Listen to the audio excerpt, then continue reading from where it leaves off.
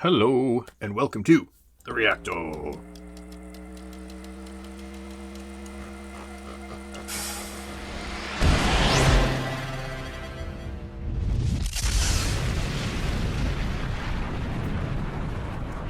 right, here we go with King Crimson.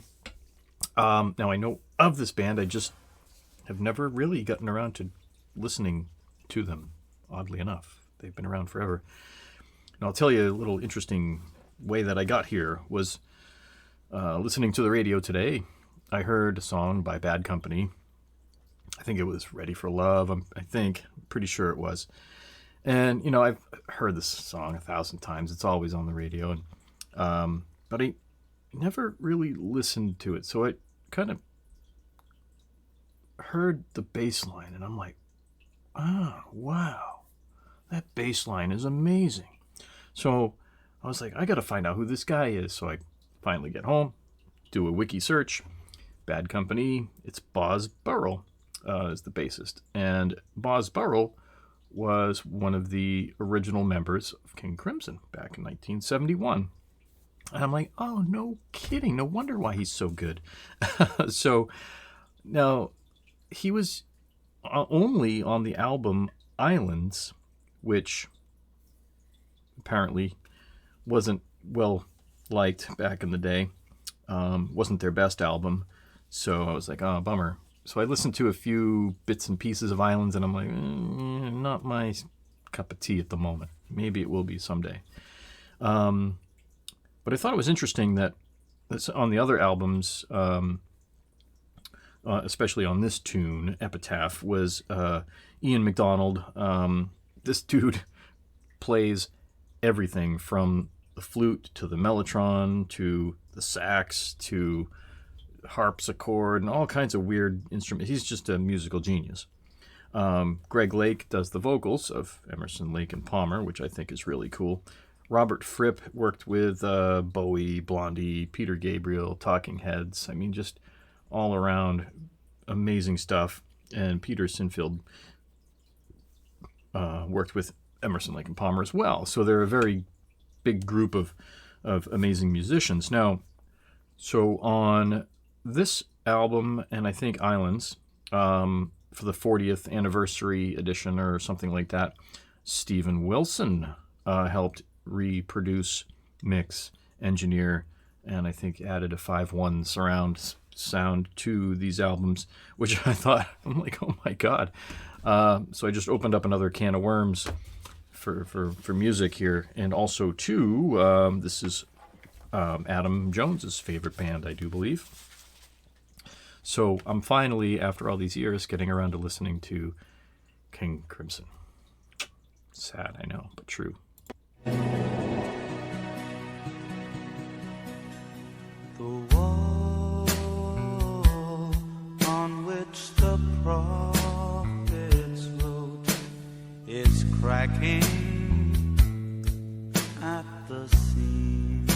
Greg Lake is just such an amazing voice. Upon the instruments of death, the sunlight brightly gleams.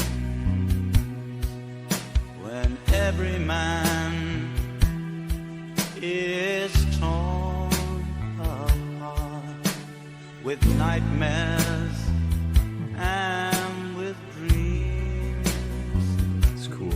will no one lay Guitar, way back here. the laurel wreath when silence drowns the screams?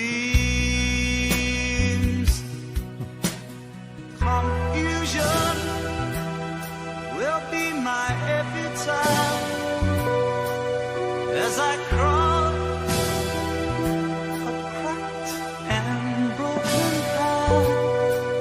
If we make it, we can all sit back and laugh. But I fear tomorrow I'll be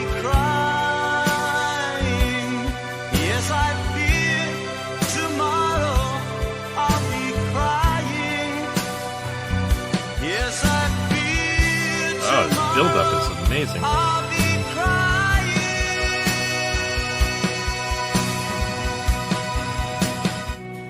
between the iron gates of fate. The seeds of time were sown and watered by the deeds of those who know and who are known. Knowledge is a deadly friend if no one sets the rules. The fate of all mankind, I see, is in the hands of fools.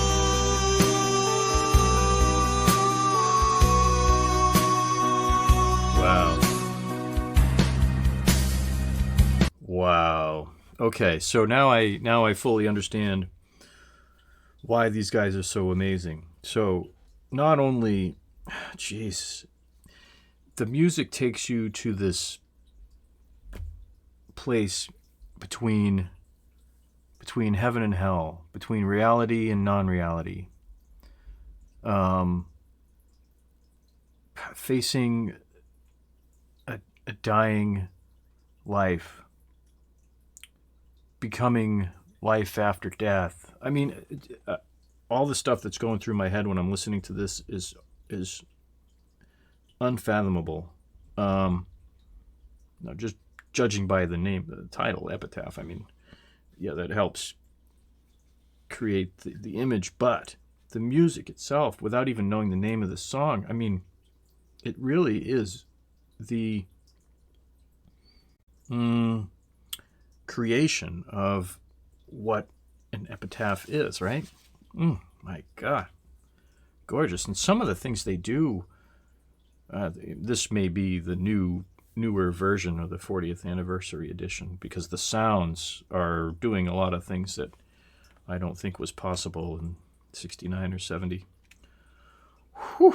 All right, let's continue.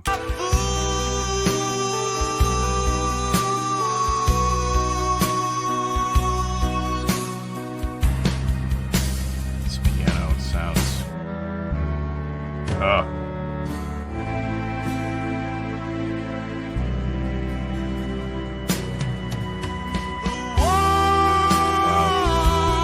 On which the prophets wrote is cracking at the seams. Upon the instruments of death, the sunlight brightly gleams. When every man is torn apart with nightmares and with dreams, will no one lay the laurel wreath when silence drowns the scream? Confusion will be my epitaph as I crawl apart and roll. This is If we crazy. make it, we can all sit back and laugh. But I fear tomorrow I'll be crying. Yes, I fear tomorrow I'll be crying. Yes, I fear tomorrow I'll be crying. Crying.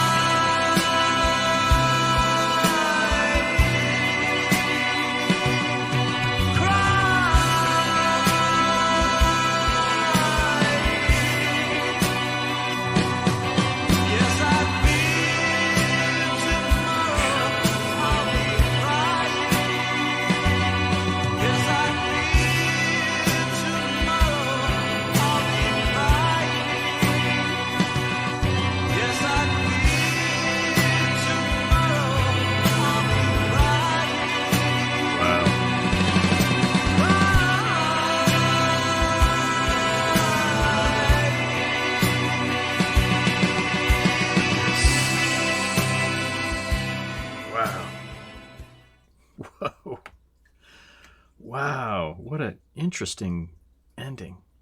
It's like a long fade, and then it just faded really quickly. Wow. So at the end there, man, that really, I mean, this gave me visions of the angels have come down. They're taking your hand. They're walking with you. It's time to go kind of moment. Oh, wow. What a beautiful song.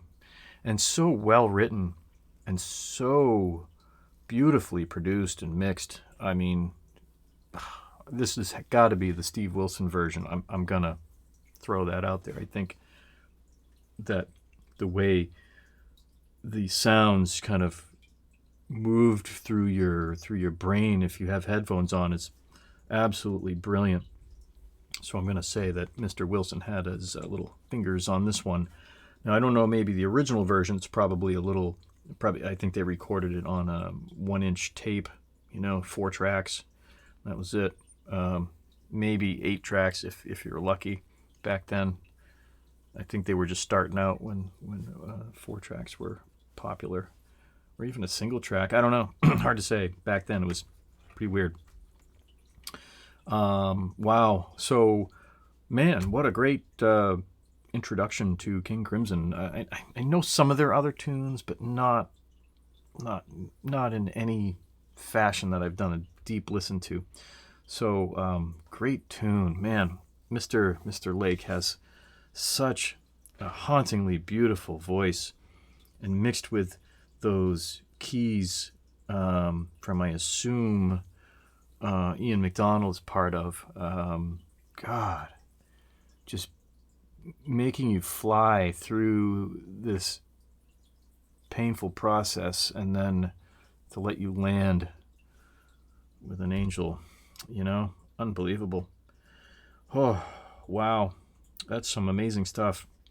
All right, well, I can't wait to check out some more King Crimson. So, yeah, let me know of your favorite King Crimson songs down in the comments below, and other things that you may know of this particular tune or other tunes. That would be awesome. So we'll keep the music discussion flowing.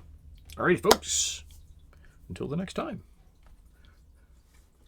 Cheerio.